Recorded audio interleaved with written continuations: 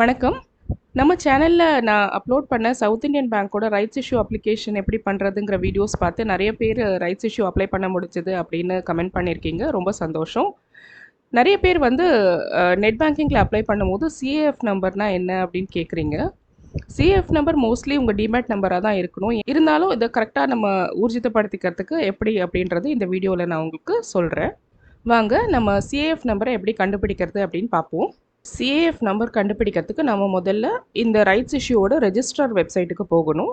Link time India தான் இந்த south Indian bank rights இஷ்யூவோட ரெஜிஸ்ட்ரார். ஸோ google.com போயிட்டு லிங்க் டைம் அப்படின்னு முதல்ல டைப் பண்ணுங்க.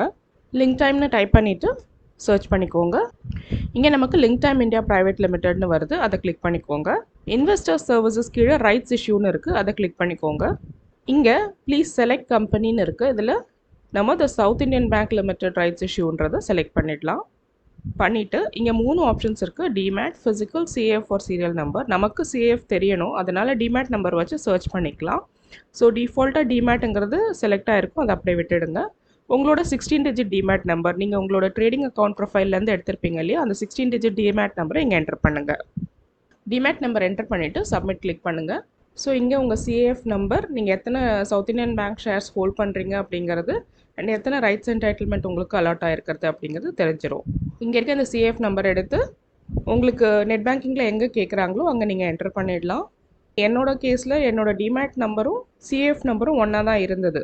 ஸோ உங்களுக்கும் அப்படி இருக்கான்னு நீங்கள் செக் பண்ணிக்கோங்க. இல்லைன்னா இங்கே என்ன சிஏஎஃப் நம்பர் கொடுக்குறாங்களோ அதை வந்து உங்களோட நெட் பேங்கிங்கில் நீங்கள் என்டர் பண்ணிக்கோங்க. நான் பார்த்த வரைக்கும் இந்த ரைட்ஸ் இஷ்யூக்கு ஆன்லைனில் அப்ளை பண்ணும்போது சிஏஎஃப் நம்பர் வந்து மேண்டட்ரி கிடையாது. இருந்தாலும் நீங்கள் கொடுக்கணும்னு விரும்புனீங்கன்னா இங்கே நீங்கள் பார்க்குற சிஏஎஃப் நம்பரை உங்கள் அப்ளிகேஷன் ஃபார்மில் கொடுத்துக்கலாம். உங்களோட சிஏஎஃப் நம்பரை எப்படி ஈஸியாக கண்டுபிடிக்கலாங்கிறது இந்த வீடியோ மூலமாக உங்களுக்கு தெரிஞ்சிருக்கும்னு நம்புகிறேன்.